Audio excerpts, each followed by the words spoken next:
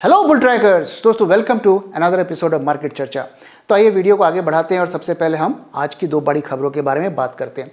दोस्तों, आप सब ने कल ये न्यूज़ पढ़ ली होगी कि अदानी ग्रुप में मेजर स्टेक सेल हुआ है और आज इसकी डिटेल्स भी आ गई हैं। और जैसा कि मैंने आपके साथ शेयर किया था, इस स्टेक सेल को जो किया था अदानी ग्रुप के प्रमोटर्स ने किया था और इसे खरीदने वाले जो हैं GCQ पार्टनर्स, जो कि फ्लोरिडा बेस्ड कंपनी है यूएसए में, उन्होंने इस स्टेक को खरीदा है। अब इस कंपनी के बारे में जब हमने और पढ़ने की कोशिश की तो पता लगा कि this company is owned by an Indian gentleman name Rajiv Jain और ये कंपनी जो है ऑस्ट्रेलिया में लिस्टेड है, यूएसए में लिस्टेड नहीं है। और सरप्राइजिंगली इस कंपनी के जो है stake HDFC, not the HDFC bank but HDFC, और साथ में जो है ITC में भी स्टेक है। तो बड़े स्टेक नहीं है इन दोनों कंपनी में, लेकिन लगभग 1 से 1.5% का स्टेक है। तो ये स्टेक सेल की न्यूज़ जो है अदानी ग्रुप के स्टॉक्स के लिए काफ़ी पॉजिटिव ट्रिगर की तरह काम कर रही है और 2 दिन से हमें उसमें अच्छी खासी रैली भी देखने को मिल रही है। अब देखने वाली बात यह है कि आगे क्या होता है। दूसरी जो खबर आई है वो ये है कि मैकेंजी ने एक रिपोर्ट पब्लिश की है और उसमें उन्होंने कहा है कि IT services company, Indian IT services company के रेवेन्यूज़ जो हैं, जो पिछले जिस तरीके से वो कंपनीज ग्रो कर रही थी, अब आने वाले टाइम में ग्रो नहीं करेंगी। तो अगर हम देखें तो पिछले 3 सालों से जो Indian IT services company 15 to 16% के रेट से ग्रो कर रही थी, लेकिन अब उनका कहना है कि जो आने वाले टाइम में इनकी ग्रोथ रेट कम हो जाएगी और 8 to 10% के रेट से ये कंपनीज ग्रो करेंगी। और उनका कारण, उनका जो कहना है वो ये है कि जो IT सर्विसेज कंपनी की जो ग्रोथ है वो GDP से कोरिलेट होती है, यानी कि GDP जितना बढ़ता है लगभग उतना ही उनकी जो है ग्रोथ होती है, और अगर GDP घटता है तो उनकी भी गिरावट होती है। तो पिछले 3 सालों से ये ट्रेंड जो है टूट गया था और उसकी वजह ये थी कि जो कोरोना और कोविड की वजह से आउटसोर्सिंग की डील्स और उनके बिजनेस में ज़बरदस्त इजाफा हुआ था, लेकिन अब वो सब नॉर्मलाइज होता हुआ दिख रहा है और अब वापस से वो GDP की ग्रोथ को ही ट्रैक करेंगे।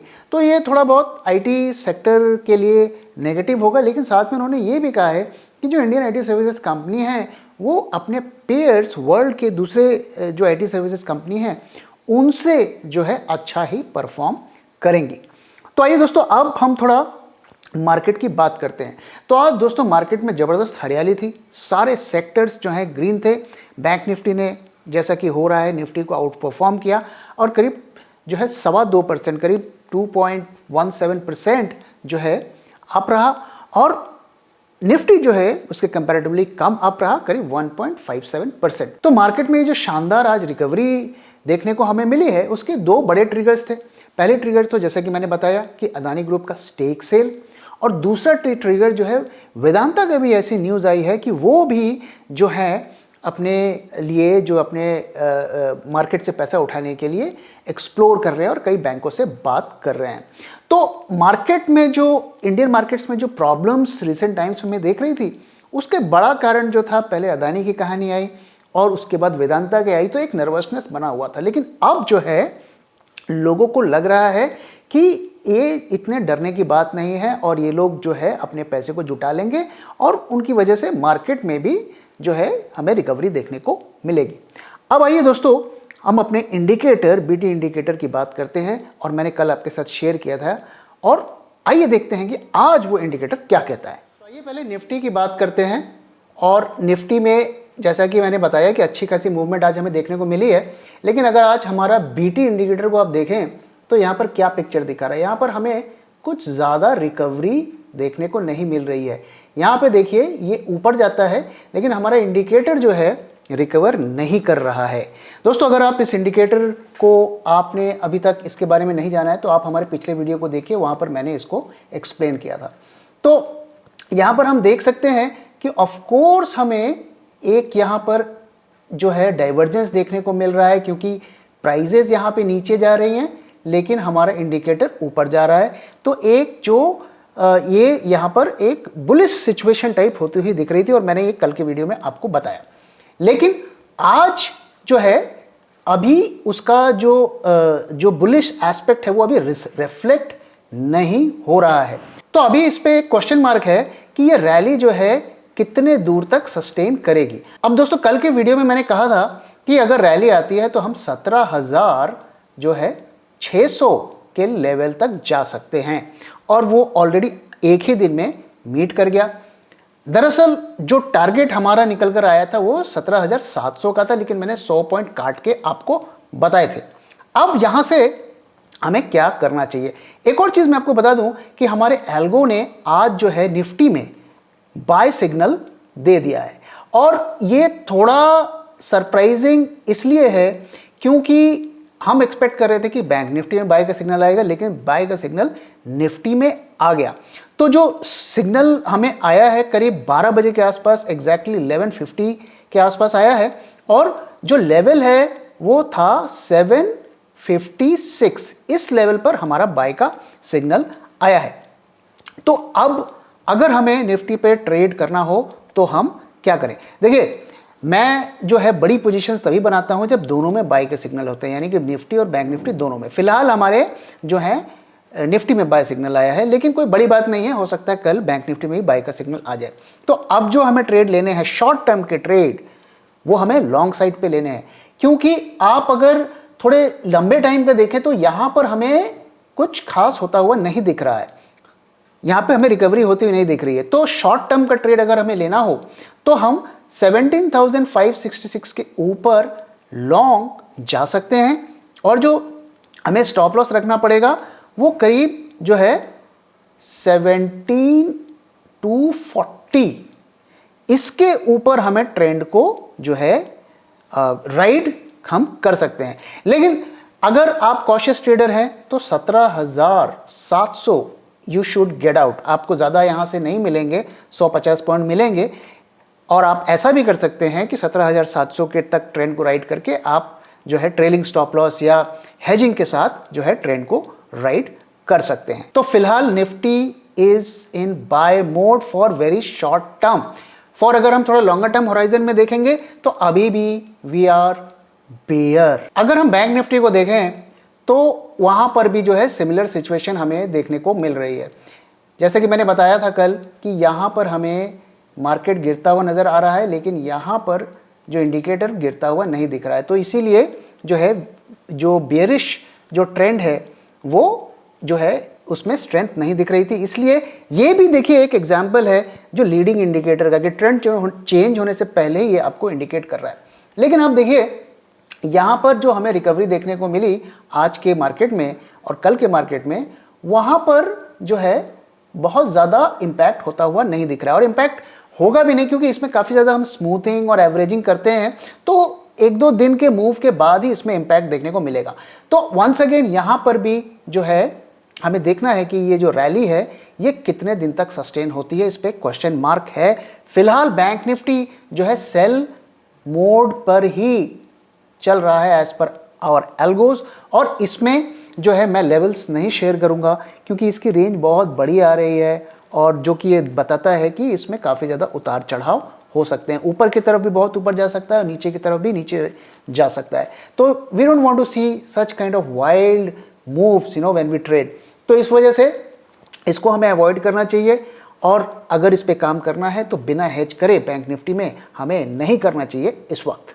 दोस्तों अब आज क्या सीखे सेक्शन की तरफ चलते हैं और बात करते हैं कि टेक्निकल इंडिकेटर्स क्या होते हैं। दोस्तों आप सब जानते हैं कि जब हम स्टॉक मार्केट में पैसा लगाते हैं, तो जब हम बहुत लॉन्ग टर्म के लिए इन्वेस्टिंग करते हैं तो हम कंपनी के फंडामेंटल्स, उनके न्यूज़, उनके प्रॉफिट एंड लॉस स्टेटमेंट्स को जो है पढ़ते हैं, क्योंकि उनका इम्पैक्ट जो है विजिबल होने में कई साल या कई महीने तक लग जाते हैं।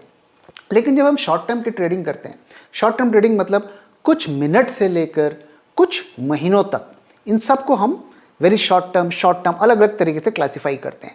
तो जब हम ट्रेडिंग करते हैं तो हम फंडामेंटल्स की तरफ नहीं देखते, हम न्यूज़ की तरफ नहीं देखते, हम देखते हैं चार्ट्स की तरफ और इंडिकेटर्स की तरफ। तो ट्रेडर्स जो होते हैं कई तरीके के होते हैं, उसमें से एक ट्रेडर होता है वो सिर्फ चार्ट देखता है, चार्ट का पैटर्न देखता है, एक पर्टिकुलर पैटर्न बनाता है तो वो उस पर पोजीशन बनाता है। लेकिन चार्ट के पैटर्न को देखने में एक प्रॉब्लम होती है, वो क्या होता है कि हमारा माइंड बायस्ड हो जाता है। अगर हम बुलिश होते हैं तो हमें चार्ट के पैटर्न में जो है बुलिश ही बुलिश नजर आता है, और अगर हम बेरिश होते हैं तो चार्ट के पैटर्न में बेरिश नजर आता है। लेकिन टेक्निकल इंडिकेटर्स जो है एक सही पिक्चर दिखाते हैं। तो अगर एक इंडिकेटर की रीडिंग जो है एक पर्टिकुलर लेवल से ऊपर आ रही है तो आपको पता है कि ये बुलिश रीडिंग है, या एक लेवल से नीचे आ रही है तो आपको पता होता है कि बेरिश रीडिंग होती है। इसीलिए जो बड़े ट्रेडर्स होते हैं वो इंडिकेटर्स पर ज़्यादा रिलाई करते हैं, लेकिन ये आपकी इंडिविजुअल चॉइस है। किसी के लिए चार्ट पैटर्न्स काम करते हैं, किसी के लिए जो है इंडिकेटर्स ज़्यादा काम करते हैं, और कई लोग जो है दोनों को कंबाइन करके ही करते हैं। अब इंडिकेटर्स जो होते हैं वो उसको भी कई तरीके से क्लासिफाई किया जाता है। तो दो जो तरीके से जो क्लासिफाई किया जाता है वो है लीडिंग एंड लैगिंग। तो लीडिंग इंडिकेटर्स वो होते हैं जो ट्रेंड को चेंज होने से पहले ही आपको क्लू दे देते हैं, और लैगिंग इंडिकेटर वो होते हैं जो ट्रेंड बनने के बाद आपको इंडिकेशन दे देते हैं। तो अगर हम लीडिंग इंडिकेटर्स की बात करें तो इसमें आरएसआई आता है, स्टोकेस्टिक आता है, फिबोनाची आता है, एमएसईडी आता है। हालांकि एमएसईडी को है लोग दोनों कैटेगरी में रखते हैं। वहीं दूसरी तरफ अगर हम देखें कि लैगिंग इंडिकेटर्स कौन से हैं, तो मूविंग एवरेज होता है, बॉलिंगर बैंड होता है। कोई भी जो ट्रेंड बनने के बाद आपको इंडिकेट करता है उसे आप जो है लैगिंग इंडिकेटर मान सकते हैं। तो हमें दोनों इंडिकेटर्स की ज़रूरत होती है। और कब हमें कौन सा इंडिकेटर यूज़ करना चाहिए?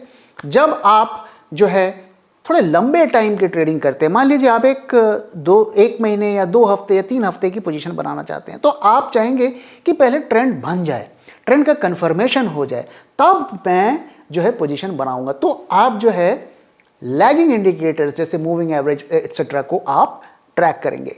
लेकिन जब आप छोटे बहुत शॉर्ट टर्म में ट्रेडिंग करते हैं, जैसे आपने आज खरीदा कल बेचना है, या आज ही आपको एग्जिट करना है, तो हम जो लैगिंग इंडिकेटर्स पे इतना ट्रस्ट नहीं करेंगे, क्योंकि लैगिंग इंडिकेटर जब तक ट्रेंड बनेगा, जब तक आपको वो बताएगा, तब तक तो आपका जो मेजर मूवमेंट आप मिस ही कर देंगे। तो इस वजह से हमें रिलाई करना पड़ता है जो लीडिंग इंडिकेटर्स पे। तो अगर आप शॉर्ट टर्म में ट्रेडिंग करते हैं तो लीडिंग इंडिकेटर्स पे ही काम करिए। और अगर आप देखिए जो स्विंग ट्रेडिंग का जो कॉन्सेप्ट ही होता है वो होता है कि buy low and sell high. तो आपको जो है वहां पर आप बहुत ज़्यादा जो है लैगिंग इंडिकेटर्स में काम नहीं कर पाएंगे, आपको लीडिंग इंडिकेटर्स पे ही काम करना है। अगर आप मुझसे पूछें कि कौन से इंडिकेटर्स मुझे पसंद हैं, तो मैं ज़्यादातर जो है अगर मैं इंडिकेटर्स की बात करूं तो मेरे खुद के इंडिकेटर्स हैं, मैं ज़्यादातर उन इंडिकेटर्स पर ही काम करता हूं।